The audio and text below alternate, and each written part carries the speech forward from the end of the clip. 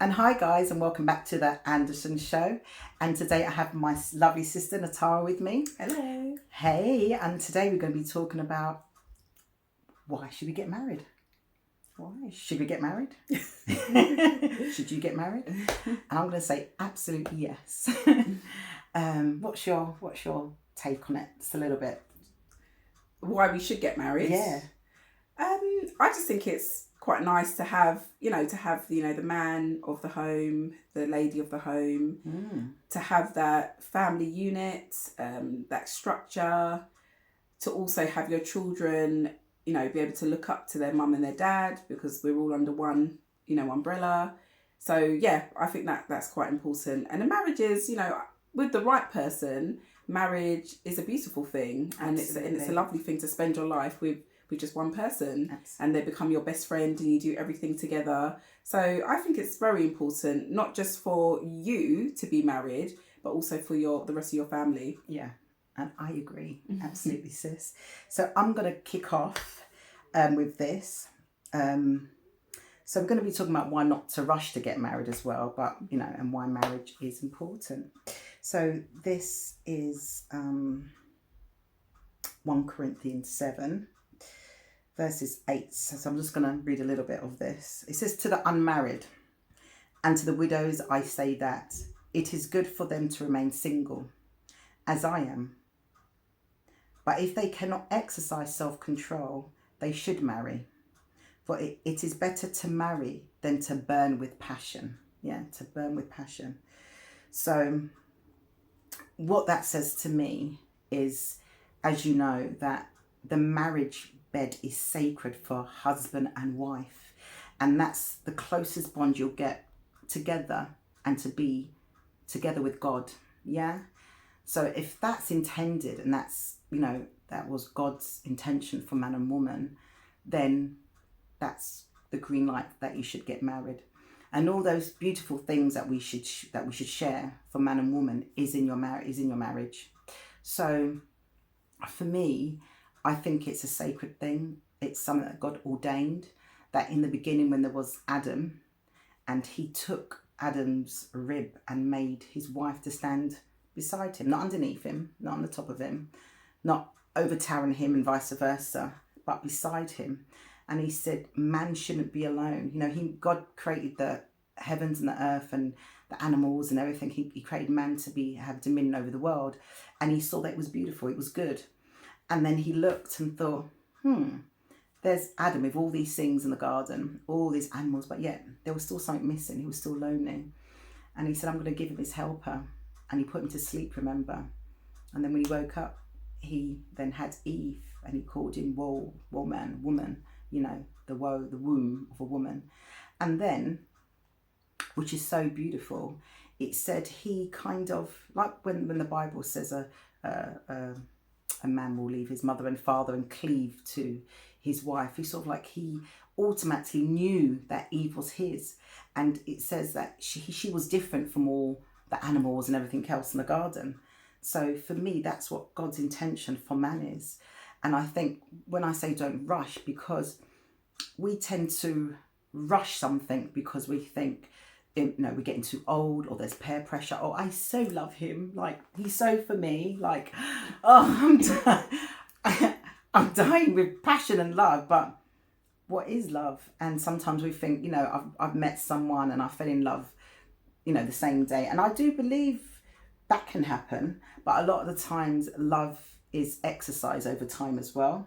So yeah, what do you kind of... Yeah, I think for me, when you read that scripture, what stood out to me the most was burn with passion. And how I took that is, when you rush into relationships, it's all nice in the beginning and you've got the honeymoon period, and you can kind of rush into things too quick, and then you end up burning. Yeah. You end up like a plane that's been hit and you come down crash landing. Okay, that's how I look at it. Yeah. Because you can burn with passion. Yeah. So do not get too passionate too quick. Okay. Take your time with things. Allow yourself to kind of get used to one another. Understand each other's positives, each other's negatives. Understand you know, what you know, likes, dislikes, understand all the little things about the person. Because what the thing is, when we rush into a relationship too soon, when we're in too deep, and I'm sure some of you watching understand what that means. So that means you just got so much feelings now, and it's a bit difficult to kind of say, I'm going to go. Or maybe you've now got pregnant and there's a baby, and it's like, now it's difficult for me to say, I'm going to go. That's when you start finding out the person's true colours. Yeah. And so this is where I think that, for me, where that scripture reads, is you can end up burning with passion. Okay. So you've got to be very careful. I kind of like that analogy because, you know, they should marry, for it is better to marry than to burn with passion. And that is, as you know, the lust, the carnal nature, so sex. So instead of, we're meant to stay, well, we're meant to sort of abstain from sex before marriage, and obviously not be sort of like in the world. But then what happens, as you know, we all here, we're big people. Lust, passion. We go out and we go and do the do, and then, like, exactly everything what you said happens after. It's like disaster, and it can happen quite quickly. It can. Like you could meet someone, and within 6 months, you know, baby's on the way. Planning wedding. And I think sometimes people get very caught up too much in their feelings. That they don't kind of think about the kind of reality of now spending forever with this person. Because forever is forever. And exactly what you said, sis, because it's very difficult, I think, in like you said, in that moment, to understand what kind of true love is. And even as a Christian, reading the Bible, it's in I put here, like, a union between man and woman. So a union in the eyes of God is marriage. And I was watching, as you know, I love to watch my little podcasts and YouTube clips and stuff. And I was watching some weddings. I don't know, I think they just came up. You know, it says they recommend. I was like, okay. And I was actually just listening. So I've been married. My sister's been married. So we divorced. And I was listening to the vows again. And I was like, you know what? They're so deep. And I think when you get married, how many of you guys really take on board the vows? Like, really take on board and research what those vows mean. Sometimes, like when I was doing my degree, I would take the question and research every single word. It might sound silly, but when you do, it breaks down like a thesaurus, like what these words or words that it could also mean. And then I got a better meaning of the question, and then I started writing. And so when I started listening to those vows, I'm thinking, you know, there's not one time I actually thought about those vows when I was marrying my husband. And there's not one time I took those away and actually laid it in front of the Lord and said, what does these vows mean to you, God? Put it in my heart so I know how to be a great wife, a better wife, or even a wife that you have ordained me to be. If that makes sense. God said, I knew you before you was in your mother's womb. So these things he puts in our hearts. So because some people don't want to get married. They're just like, I don't want to get married. And some people can stay celibate all their whole life, you know. But this is where it says, do not burn with passion. So if you've got that and your carnal nature is kind of itching for the itch, get married. But then don't rush to get married. So, So I kind of, Ephesians 5, I'm just paraphrasing. So you can read Ephesians 5, 25 to 33. I just wrote a little bit. It says, for the husband is the head of the wife. Yeah. So, you know, even things like that, sometimes we talk about that feminist woman and then wanted to be sort of like this new feminist and burn your bra and so forth, and then want to be domineering in a marriage. You know, and they want to wear the pants. They want to wear the pants and not to be submissive. And we're meant to submit to our husbands, but who does a husband submit to? They're meant to submit to God. And I think sometimes we're then rushing in, and maybe we're not finding that equally yoked man as well. We're just thinking, oh, dang, he looks good. His body looks good. He's got a nice voice. He's got nice hair. You know, we just all these. And you get head over heels. You get it right.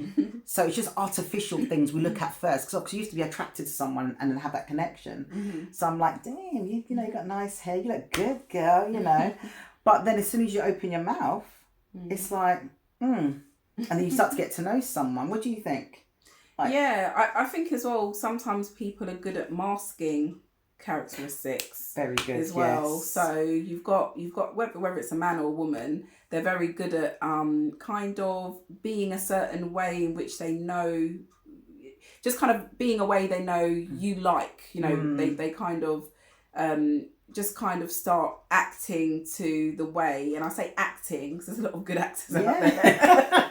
We should give them a BAFTAs. Yeah, so they start acting because they just know you were like this or you were like that, and because obviously remember when you meet someone initially, you give away so much and you don't even realise. And for someone like myself who likes to, and everyone knows me, you can end up on. Sorry to cut you. But yeah, go on. Yeah, you can end up just talking and waffling too much that you give away everything. In the first date, they know how much children your mum has. They know where your mum was born. They know your great grandparents' story. They know your all your ancestors because you've just given away too much. I went to dentist. Hospital appointment. So obviously you're giving them all this information. So they're like, okay. So now they know kind of how to play things and how to kind of manipulate situations. And so you're just kind of straight. And I'm not saying everyone's like that. Yeah. But you just got to be very careful because there's a lot of chameleons. Yeah. Which obviously, you know, I've been married. And unfortunately, I was married twice because I feel like I was kind of sold. I was sold a life that didn't exist. Wow. I was kind of sold, you know, be with me, this will happen, you know, we'll be together forever. And because I was quite young, you know, I met him when I was 18 and we got married like 22. So, but obviously at that age, you think you know everything, even though you're already quite young, but you're just like, no, I'm an adult now, I know everything. So I just was very adamant, this is what I wanted.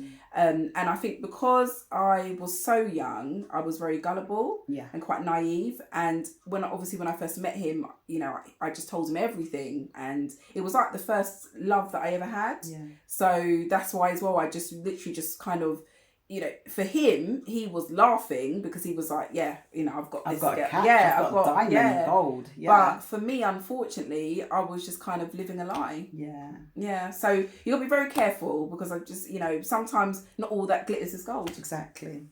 And I think like what my sister said, which I kind of, and again, even though I was like maybe mid-20s, again, it was still quite that, because we're quite a happy family and we're quite just open and transparent and quite trusting. Yeah, yeah. Our whole family's like that. So when we meet you, we were like, we're going for the hugs. We're like, do you want a drink? Do you like, come meet mum. Mum will cook and do stuff like that, isn't it? Just very nice people, you know, very pleasant, you know, very relaxed, chilled. Right. So we're not the type to sort of like raise our eyebrows immediately, like, there's something wrong with this person, or to make judgments like that. We just, you know what, we welcome who you are and welcome you and embrace you. And I think I do that a lot. I can get used to, I should say so, when I was younger. Yeah. Comfortable and just like you said, hi, how are you? Yeah, I'm great. How many sisters you got and brothers you got? Blah, blah, blah, blah. And you end up blabbing. Yeah, what have you been doing in life? Blah, blah, blah. You just, you know, just spewing your information freely. Without realising. And then like my sister said, it's like, okay. It's like they're taking mental note. And like you said, they're smiling, going, And did you find, though, he was also like that with you? Did he tell you a lot for you to then to trust him, or did he hold things back?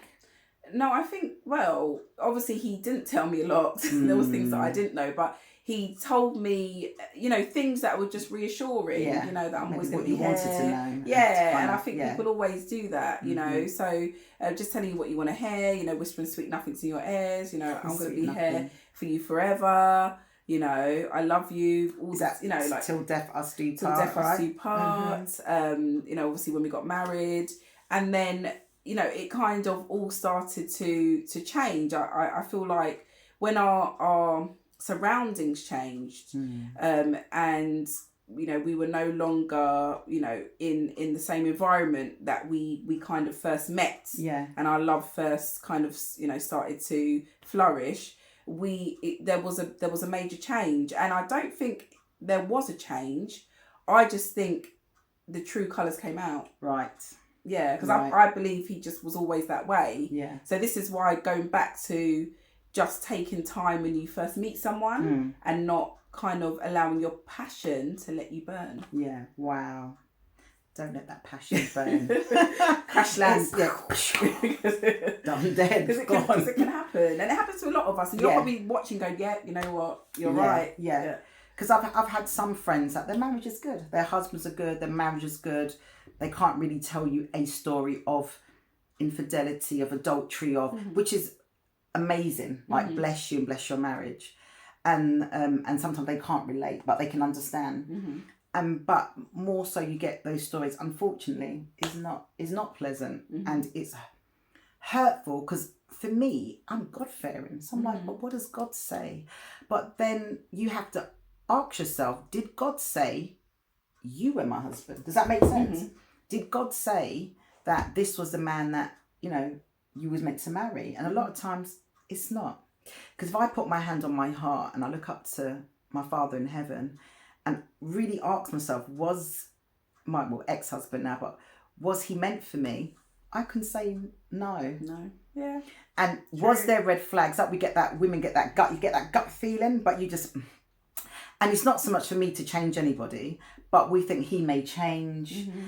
Things will get better. We as you know, come on, we just tell ourselves lots of stories. And then they tell you a lot of sweet nothings in your ears. And then you think, when things go wrong, they just kind of butter you up again. Absolutely. And, in regards to will he change, you go through that kind of momentum where you're thinking, okay, things are going to get better, because there's probably a lot of you that are very positive. I'm just a very positive person, so I always, no matter what happens, I always just try and keep myself upbeat and always look on the bright side. So that's why I feel with myself it was always easy for him to have that kind of leverage on me, because I was always quite control, isn't it? Because I was always quite upbeat. I would always just go, it's fine. I would always just forgive, and you end up molding to become like them, or to accommodate their behaviour and accommodate them as well. And I think a lot of the times we don't see that.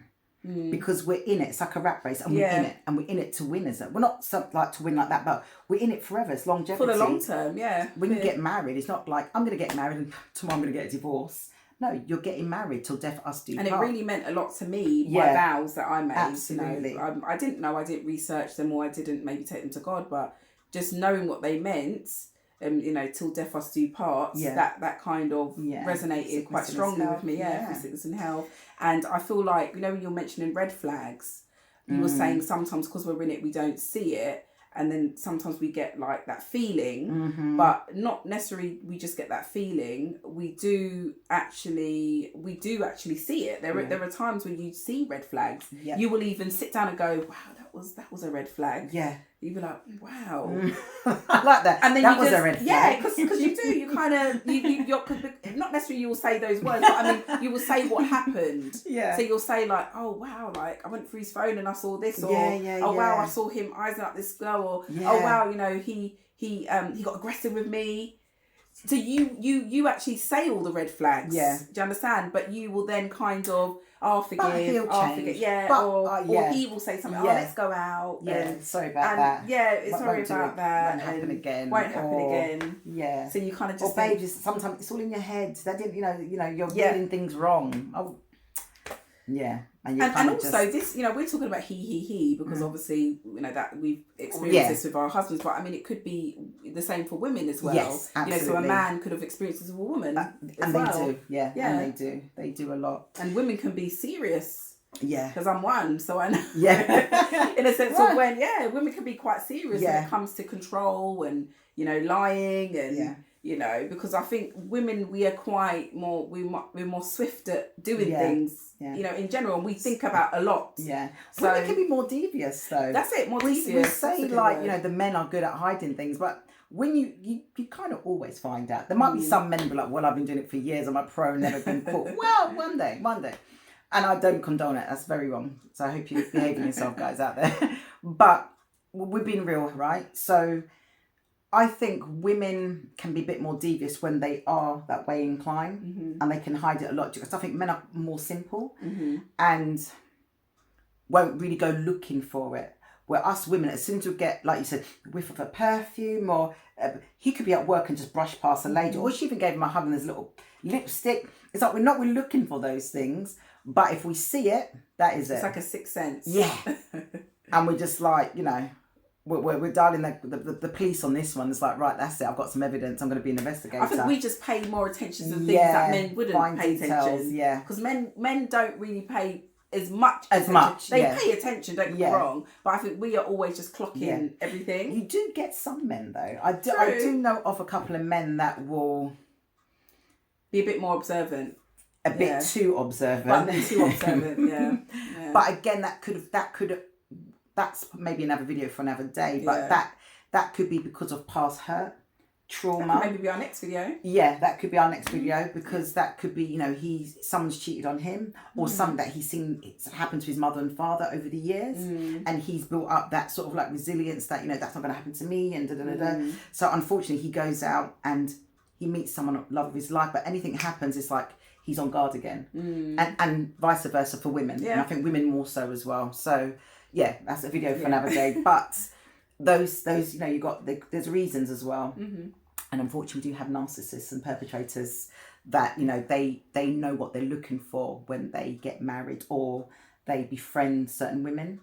And it's a lot of time, especially the perpetrators, they tend to find women that have empathy, or vice versa if it's a man, and empathy, that loving, that care, and then they can get more from them. Yes, that's the thing. And they play into that as well, you know.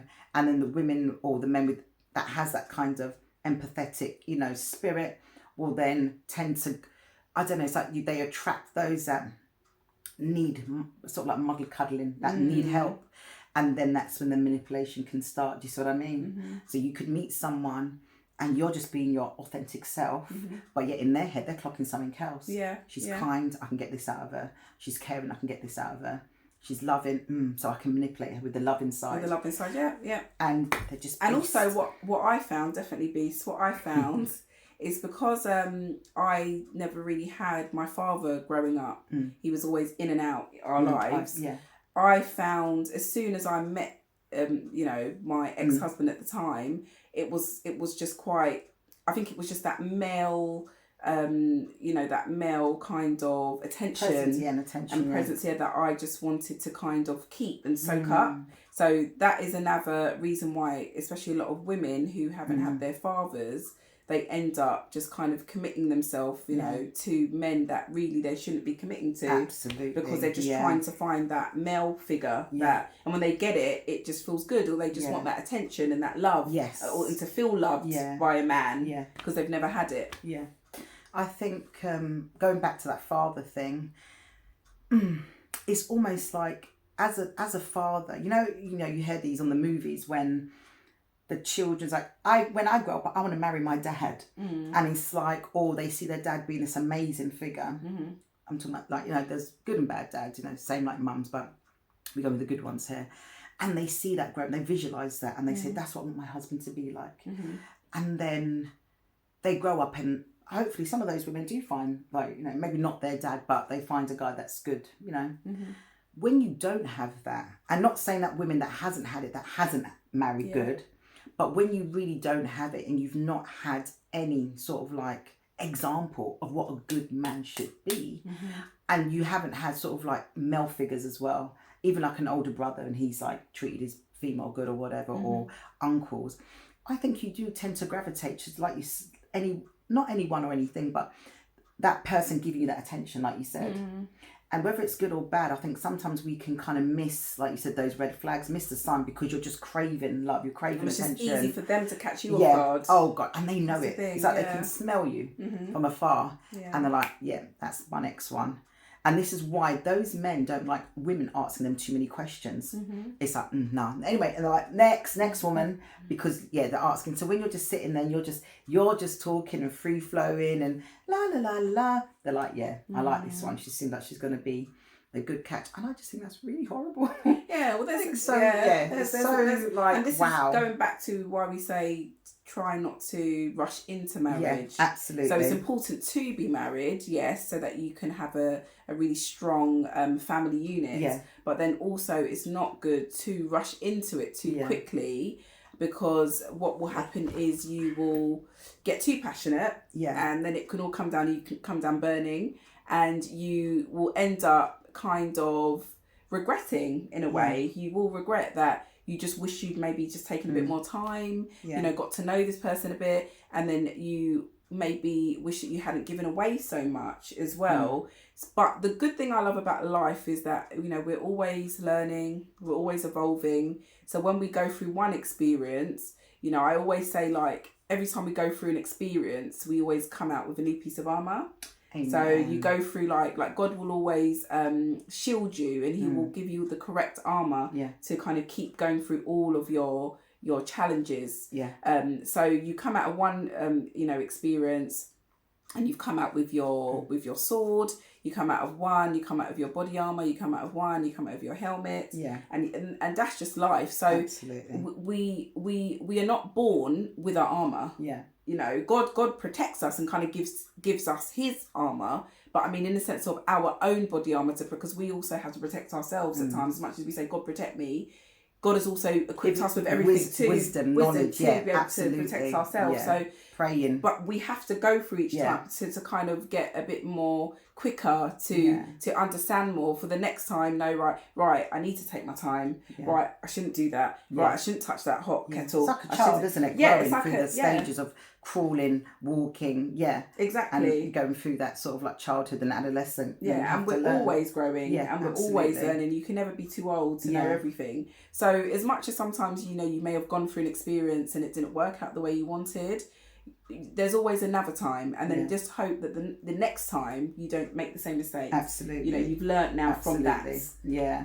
And sometimes people do, but we then have to, like you said, hopefully through, like you said, through these lessons every time you've taken that lesson away with you. Okay, I did that and that didn't work, you know, last time, right, let's do this. And okay, that didn't work this time, let's do this. Okay, I've done that like 3 times now. I need to really stop, because it's I've really been burnt. Till I'm back now. I'm scorned. Exactly. I'm like, too many. So I've written here, this is from Colossians 3:18-21, not all of it, but it says, wives, submit to your husband as it's fitting in the Lord. Husbands, love your wives and do not be harsh with them. And for me, when it says wives, submit to your husbands, again, when you're rushing into marriage, what does that even mean? You know, submit to your husband, when you're being submissive. And it's not like the old school where you're in the kitchen with your apron on or your penny on and you're cooking and cleaning. The husband's just come cook, sit down, what's for dinner, you feed him, then he goes to bed because he's got to work, and then you've got to look after the kids and clean and because I got this quote actually from a Bible scripture today, and it says, we can be living with our spouse but not cultivating a marriage. We can be taking care of a house but not building a home. And I think when you're just looking at your husband and just doing, it's like you're doing a job, where is the love? Where is that? What are you building with one another? Where is that, like you said, friendship? I like you. I love you, but I like you as well. I can sit in a room with you. You actually really get on. And we can just chill with, we don't have to be talking constantly. We don't have to be, you know, we're not there sitting on the phones. We can just sit with each other and just, I don't know, just breathe the same air and just laugh. And just not turning distractions off, TV off. And we can sit nicely and go to bed nicely and happy. But a lot of times I think when we feel that kind of awkward and moments with one another, we're on the phone, we're inviting people into our home, we're inviting people into our business. You know, not making time for each other. No, and this is where it's so important not to rush, because those sort of like building blocks should be building before you kind of get married as well. Because then again, like we said, you're getting married to someone you don't know. And even if God said, right, this person you're going to get married in a month, for example, because God does give you that, like, this is your person. Take that time out though. Even if it's 4 weeks you got right, and they can say, right, we've prayed and we've got that confirmation. Take that time out of that month. Sit with each other, pray with each other, fast with each other, but we don't. And this is, and some people say, well, we're not Christians, well, we don't do that. But what can you do then? You might not do the fasting and praying, but then you still can sit, talk, make time, go for walks, sit and still just with try one and another. connect Absolutely. with each other, and not just connecting like me and you now connecting, more on a deeper spiritual level. Absolutely. Connection. And to be honest, and this is the hardest thing, if you do find something that you like and you think, oh, they dropped it gorgeous and I really got a connection, but there's that knot deep down inside you that's like, that might not be the one, to be honest. Save yourself and then walk away. And it's very difficult because you get that peer pressure in life. Like I said before, you're getting too old, you haven't had any children, who's going to want to marry you after this. It doesn't matter what it is. Friends and family, especially family, will just throw things at you, and it's so negative. I was speaking to a neighbour today, and she said, hope she doesn't mind me sharing this, but she got a new job, so she went to the school, and she's around, a lot of Caribbean women were just saying quite, well, I said it was negative, but they were speaking their truth, and they were saying like, there's no good man out there, men are all of this, da-da-da-da. And there's how much? 8 billion people on the earth? So minus the women, minus the children, how many of those, and they're still, just for example, I don't know, say 4 billion men. Out of those 4 billion men, how many men have they been with? True. They said every single man. But people always. There's no good men out there, none in the whole world. They'll eat in a bad restaurant. Oh, there's all bad restaurants. They'll go to say they visit a bad gym. All the gyms are mashed down. But you can't put everything in the same category, in the same box. Exactly. So then and I said to her, that's very negative energy. And those comments are based on maybe them deflecting onto you because of their own personal experience, and that's their truth, and I get that. But you know what? That's very negative. Move away from that, because what will happen is you're listening to what they're saying. That's feeding into your spirit. Remember, that's going into your subconscious. Especially if you're around these women every day and they're saying these things and they're cussing men, and then which is wrong.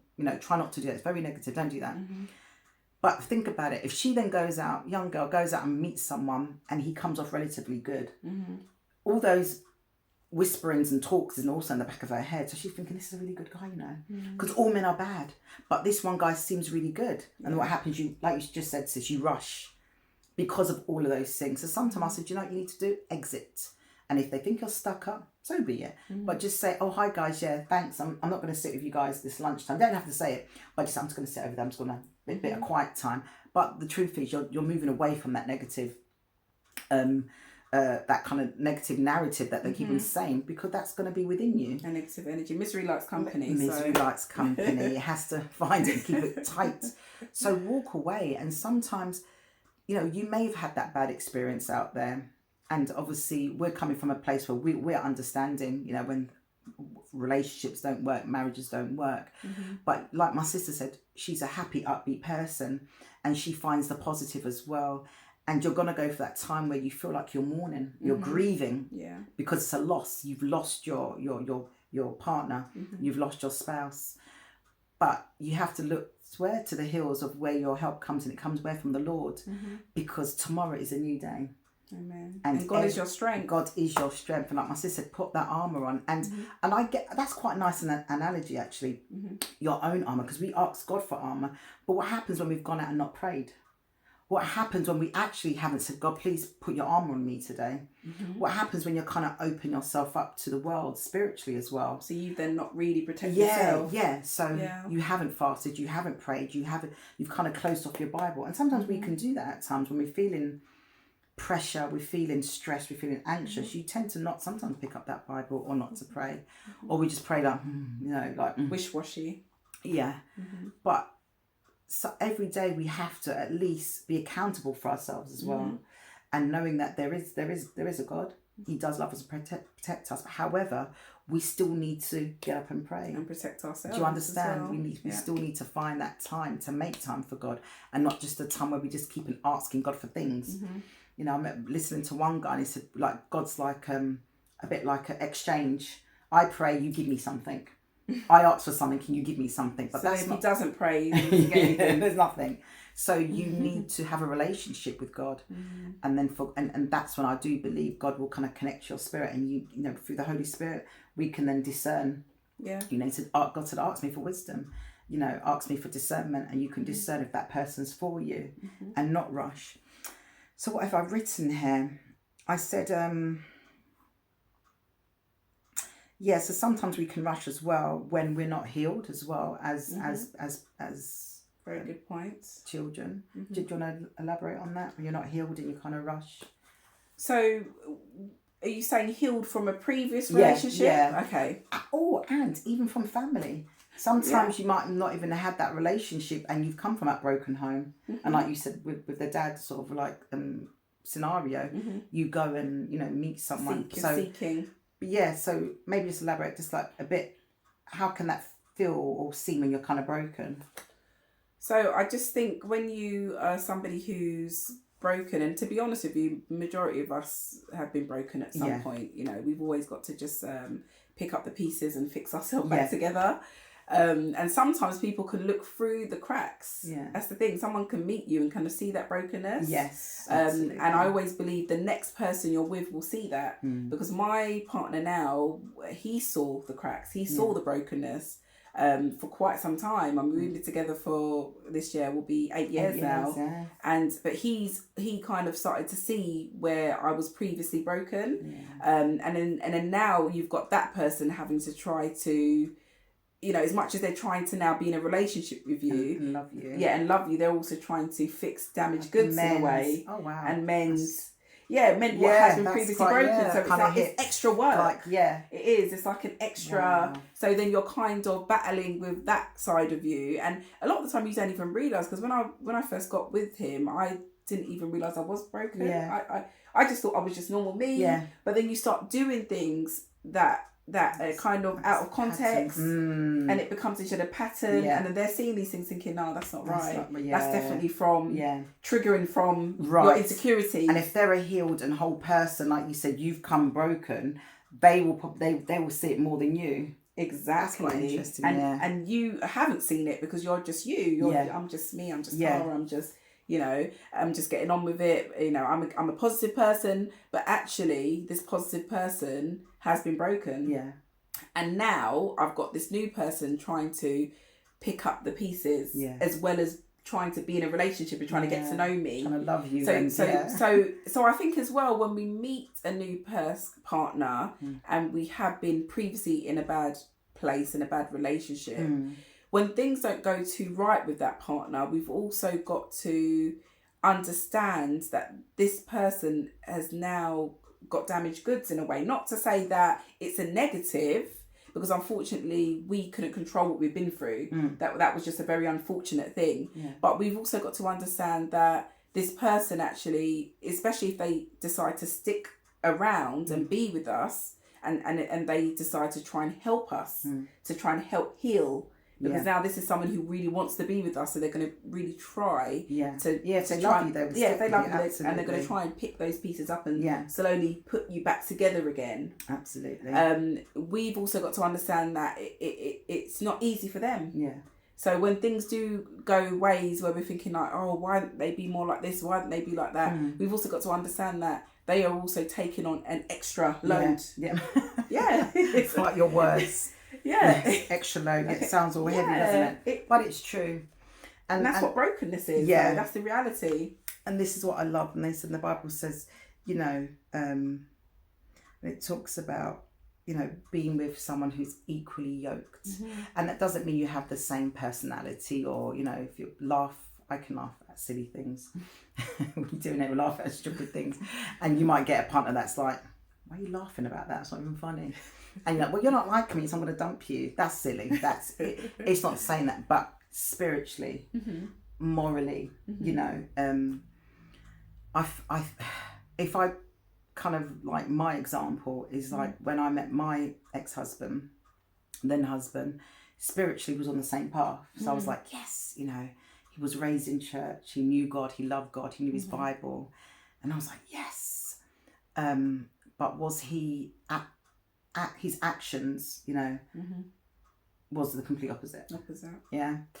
And But then, like you said, he kind of fed me a story, you know, showed me a life that he couldn't actually give me. And I think a lot of time they come and just, you know, they give you this life, but they can't give it to you. And then I thought morally, you know, in terms of, you know, I don't like cheating, not one for lying, don't agree with stealing. There's little, you know, there's things that, you know, morally you've been raised. And he was the same thing. And I thought, yes. But again, like my sister said earlier on, I kind of done a bit too much of this. You know, you talk about... I think we're all guilty of it. Yeah. But you see, as time went on, you know, it maybe if I hadn't married him at that time and I waited, we probably wouldn't have got married. Because then I started to see we're not equally yoked. We're not on that same path. He was somewhere, he was in God knows where, Timbuktu somewhere. And I was trying to live this, you know, trying to be, you know, a God-fearing woman and, you know, the wife. Happy what wife. what the Bible says, and be submissive. And he was just somewhere else. So as soon as we got married and that ring went on, he was like, chit, you know, I can now do what I want. I've got what I want. And then I was like, God, I was praying every day because my marriage is going to work out, because God has ordained marriage, and, you know, I believe in my vows, like you said earlier on. But he went equally yoked, and he never was. He never was. And you can't make someone equally yoked. No. That's the thing. No. No matter how much you want not. to, it's not something, No. It's either they are or they're not. Yeah. There's no in between. There isn't. And it's either, because you can say to someone, okay, this is just, you know, out there, but you really like someone and they smoke. And are you going to start smoking if you loathe smoking? Are you going to start smoking just to go outside and sit with them? You might do, but the first, you're going to be coughing out your lungs, then you're going to be really trying, and you're going to be doing something that you don't agree with, that you don't want to do. So eventually you're going to just chuck the cigarette and think, that's not me. Yeah. But then you have to say to yourself, the person you're picking up smokes. Do you want someone who smokes? No, I don't. Then what are you doing? Red flag. That's like what we were talking about earlier. What are you doing? And then you've sat down and acknowledged that. Yeah. But then yet you will be the same person that will let that go. Yeah, right. You might then turn around and go, wow, he's got 5 baby mums. But then you might be thinking, oh, but he's really nice though. Yeah. And you know what he says? And I could just be the last, and I'll be the last one. And he's got lots of money. And he's, you know, he buys me nice things, and he says he can get us in a nice place one day, big house. Yeah. So again, he's kind of selling you this dream, this life, you know. But now you're ignoring the red flags, which is he's got 5 previous baby mums. Yeah. So this is the thing. I think sometimes we've got to start questioning things more for ourselves, rather than always letting things go. So whenever we find out something about someone, whether it's their personality, their characteristics, or whether it's something they've told us. Because as well as we tell people, like the person that we are pursuing, or we want to be with this person, we're telling them stuff about us. They always tell us things about themselves. Yeah. So we also need to stay in tune as well with what they're saying. Start listening. And then we need to kind of, when we see a red flag, we need to not just kind of let it go because of the feelings and we just need to actually acknowledge it and be like, oh, okay, and really think about it. Take it to God in prayer. You know, what does that mean? What does that mean? Yeah. And not just let it go, because then in the long run, we're going to be the ones now in the problem when we're with this person. And as I said, you could now have a baby now. So you're the 6th baby mum. Wow. And then you're going... And he's left you. And you're like, but why? But what? And how could this be? Had a pattern. But there was a pattern, exactly. Yeah. And you knew. It's not like it was hidden. Yeah. From you. And a lot is hidden, don't get me wrong, but there's a lot that is not hidden. Yeah. When people are talking about things, they tell you a lot sometimes. Yeah, they do. But like you said, you choose not to hear, or you just kind of like, you know... Because you're in your feelings. And that's why sometimes we've got to step out of our feelings. Nature, that flesh is not good, because the flesh likes to... It appeases the things of the world. And that passion will let you burn. That passion will let you burn. It's not a sexual one, it'd be some sort of burning. But that's how I see it. Not as a sexual burn. I see it as a burn, like a negative. Yeah. Like a bad burn, which I've been burnt. Yeah. And it was bad. Yeah. And I was in such a dark place for a very long time. So, you know, we've got to try and when we see things, just not always be so oblivious. Yeah. And so kind of almost like we're in our bodies but out our bodies. Yeah. You get what I mean? It's true. Yeah, it's like having got an out experience, experience or out body experience. But we've seen it, so we've got to be in our bodies. We've got to see it. We've got to be present. Be present. Yeah, and be intentional. Yeah. But I just say another thing before we go. But sometimes you think, I heard so many women used to say that would never happen to me. Not me. Like, I'm too smart for some of these guys. Do you know, especially if you're a narcissist or perpetrator, they like to prey on women that are successful. And they like to prey on women that are intelligent. A lot of the times it's games for them as well. They play these mental games with themselves, because it's always like, right, how can I get this woman into bed? How can I get this woman to like me? How can I get this woman? How can I get what I want? Right.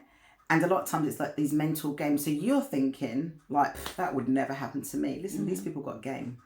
And they will trick you sometimes so badly. So I never say, that would never happen. But just like you said, look out for the red flags. Listen to what they say. See their patterns. Yeah, I'm on my 10th baby mother. Well, I don't know, mother of, your child. I hate that term, baby mother. But that's how it seems, right?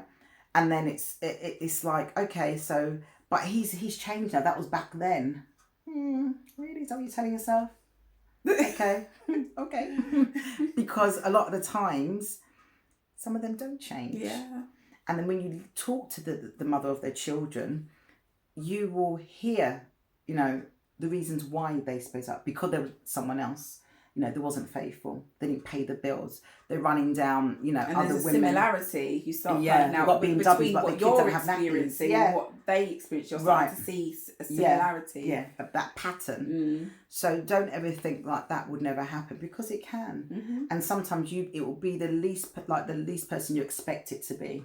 Because sometimes my friend has experience, and it was someone in church that loved the Lord, and that sang his hymns, and that did, and that broke her heart, and you would have thought, wow, so we're just humans, remember? Human beings, and it can happen to anyone. But I just think, if it does happen to you, like my sister said, let it be a lesson, a life lesson, and learn from it and grow from it. Don't be bitter or twisted. Don't hold things. You always like to say when you're drinking poison? When you give someone else... You always used to say it to me. Got me in the spot now. Sorry. So what was it when I drink poison? No. Oh. So you would say, don't drink the poison you could give to someone else. Remember, you always used to say it. That's why I thought you'd remember. Okay. You always used don't to say drink the poison you give to someone else. Yeah. Remember, you always used to paraphrasing there. But my sister, because I thought, true. Yeah. Because you always used to say, you never remember. See, maybe you was in that moment. You always used to say, So you don't. So the poison's meant for someone else, but yet you're drinking it. Yeah. And you're killing yourself slowly, and we don't realise that, because that bitter, that unforgiveness, that resentment, that's what it is. It only eats away at you. It eats away at you. Yeah. So not the other person, because they're fine. They don't care. They're gone about their business. He's on his 11th baby mother now. And this is why forgiveness is the key. Yeah, absolutely. We must forgive somebody else in order to self-heal. Absolutely. And in order to forgive ourselves. Yeah, yes. Because sometimes when we go through something, we start blaming ourselves. Why? Yeah. You do. You're like, why did I do that? I should have listened to myself. I should have saw the red flags. Yeah. I should have saved the money. We then start kind of having that unforgiveness for ourselves. Absolutely. So in order for us to really forgive ourselves, we have to forgive them. Yeah, and self-care as well. We tend to neglect ourselves when things have happened. I do believe in going to see a counsellor. I do believe in going to see a therapist. I do believe in taking that time out, having that bath, that bubble bath with the candles, taking that time out. If it's, don't overdrink now, but if it's drinking that, half a glass of wine, or go for that cappuccino, or have a facial, massage your nails, just something that's that little bit of chocolate cake, something for you. Let's not overindulge to make you now. Feel good. Something that makes you feel good. And it's taking time out for yourself. And I think we forget that, and men as well, not just women. We say women, but men too. Take that time out for yourself. If you've been hurt because you've rushed into a relationship, and it could even be family. Sometimes people think my relationship's great with my partner, but sometimes with abuse or sort of like that relationship abuse, it could be your mother, your father, your brother, your sister. It could be your uncles. Exactly. So any form, take time out for yourself, heal. Amen. And and it's not a taboo to go and see a GP and say, look, I need to speak to someone, because it's need your help, mental health. And we all have gone through some sort of mental health in all of us, whether it's from a young age or an adult. It could be even stress at work. And your mental health, remember, it's a thin line, remember? And it can take one thing to trigger it. So look after yourself. And just before we go, I also wanted to just say something, because obviously we're talking a lot about the importance of getting married, which we've kind of touched upon, and not rushing. So obviously we touched upon a few negative things why you shouldn't rush. But ultimately, relationships can be beautiful things. Yeah. So that's relationships with a partner, with friends, with family. You can meet some really nice people. You can meet someone in the park that you just really get on with, and then connect. I've met a few mum friends, and now I can say, these are really good. And I've not known them for very long. So you just kind of connect. When it feels right, it's right. Absolutely. So what I would say is just, whenever you do meet somebody, give it time. Give it time. You don't have to rush, because it's not a race. Because maybe your friend next door is married and she's got 5 kids and she's got a big house. It's not a race. We're all on our own path, and we're all on our own journey. And what God has got for you, He's not got for me. What and God it will never got pass for you either, and it will never pass you. And it will never pass. So what I would say is just enjoy the process. Absolutely. Because when you meet someone new, it's a process, and it's a beautiful thing. And just rather than kind of rush, relax and enjoy it. Enjoy every moment. Go for walks, as my sister said. Do things together. Go and catch a movie. Go for a meal. If eventually you do get married, you got kids. Go on holidays. Have time, family time. Do things with the children. Like me and my partner, we're going to go to the cinema soon with the kids. You do things together. We're going to go on a little vacation.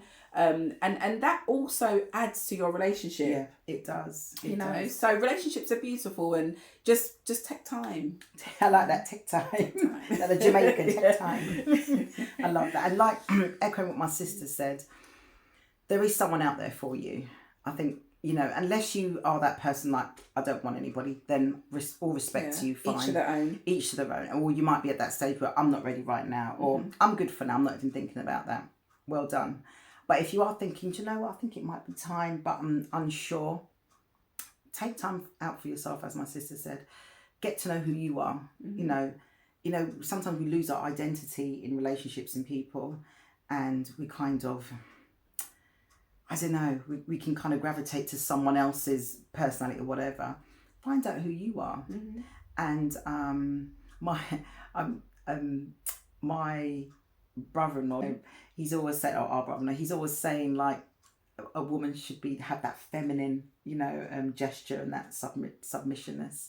Maybe find out what that is as well as a woman, because you want to try and attract that masculine man. That man is going to be the head of the house, that's going to look after you, it's going to love you, take care of you, be a provider, be a protector. But if you want to attract that, what do you have to be as well to attract that? You can't be this domineering masculine woman. And sometimes, okay, you may attract that man, but it's going to be like this. It's not going to work. Sooner or later, there's only one person wearing the trousers here. And for me, it's the man who should be wearing the trousers. But at the same time, he loves his wife. And I would just read this, which is... And one thing before you read that, I was also going to say, also note down your do's and your don'ts, because I think that's something we don't tend to do. We've got a pen, we've got paper. Before we go embark into our new relationship or our next venture, we can always sit down with ourselves for whether it's 10 minutes and write down, right, now embarking into a new relationship, what do I want to do? And what do I want out of this? And now, what don't I want to do? Because now you've physically written it. Now it's like, do not talk too much. Do not give away too much. Take time. Take time. We never write it out, do we? We just kind of go into it, and we got 2 ears, I think having and it one visually, mouth. So listen more, hear what they're saying. Instead of doing having it, we can even put it on like a mood board in our house, so it's in front of us. So visually, say, but before we go out on a date with them, it's there. So it's like a prompt. It's like a prompt before because it's easy to forget these things. So put it up somewhere, or put it on little post-it notes. So now you're going to meet up with, the guy around the corner, or the guy that you met at the bar, or now you put your little post-it notes. So you've got your mood board to say, right, do this, do all these things, and don't, so you can see the don'ts. So that I like going that, in, actually. embarking into this relationship now, you know you're not going to carry on the same. Yeah. Because if you do the same thing, you get the same result. Yeah, absolutely. And that's it. But be yourself. But be yourself, yeah. Always stay true to yourself. Don't be looking at, you know, people in the media or magazines and we're like, I want to be like them, because, you know, sometimes what you can do is you forget who the person you want to be is, and you be yourself. Yeah. And if a male or female has then liked that person, well, where's she gone? Where's that other person gone, you know? And you think, oh, I'm still here. No, but you were different last week, you know? Be yourself. Yeah. But I like that, sort of like, look, maybe the things that you've done wrong. And like my sister said, it's more in the giving away who you are and, you know, that being too vulnerable. It's good to be vulnerable, but not too vulnerable. Hold some back, yeah. you know? But then be yourself, you know? Yeah. And if they're not going to like you for you, do you know what? See you later, you know? Definitely. Because who you are is the best person to you. It's your truth. And love yourself. And if they can't see your beautiful face for who you are, then you know what? They're lost. Not worth it. You know, it's not worth it, yeah. Right. So I'll end on your... Yeah. So I was just going to read the 9 fruits of the Spirit. So, right. This is really nice. Could pick the first one. Yeah. So it's love, joy, peace, patience, kindness, goodness. Want to say something? Faithfulness, gentleness, and self-control. Which is the biggest. I think it's the biggest one is self-control. Self-control. A lot of us can't. And we all have it, but we sometimes allow ourselves to take the control. Okay. Rather than so we kind of, we all have it, like you have it within yourself, but we allow kind of our overall self to take control. That carnal nature, that flesh. So it almost comes away from us, if that makes sense. Yeah. Then the control's out of our hands. Yeah. The carnal, the flesh. The flesh. Yeah. And it takes control. So we're going to end on that note. We're going to say thank you so much to Natara. This is my baby sis. And thank you to Shirley. Thank you. My lovely big sister. Yeah, thanks for your input. It's been really good, actually. It's been really refreshing. And maybe we might do another video where we probably talk a bit more, maybe a little bit about our marriages, maybe for healing for some people out there, actually, because it is a big thing. You know, people commit to a mortgage, people commit to, I don't know, a big purchase, a car. You know, you commit to your marriage, you know, you commit to it. And when it's taken away from you or when it doesn't work out, it's hard. It's hard. It's hard. And people are left, and obviously then people are left broken, and somebody else's story can be that healing for them. Right. That can actually... So maybe I might do, that could one help. more on like healing, maybe, on things that you can do if it's happened to you. Yeah. Or I think, yes, marriage, but we can also touch upon really anything that you've been through that's been devastating in your life. So we can just touch upon healing and growth and things that you can do and signpost you. So look out for that. So thank you for joining us on the Anderson Show. You. Please it's been lovely. Yeah, thank you. It has been really nice. Subscribe, share, and please, as I also leave your comments for me. It's really nice to hear your comments, actually, what you feel and think, and it's also nice to have a discussion as well. You know, things might have happened to you might want to share share one of your stories. So thank you. So guys, take care. Bye. Bye.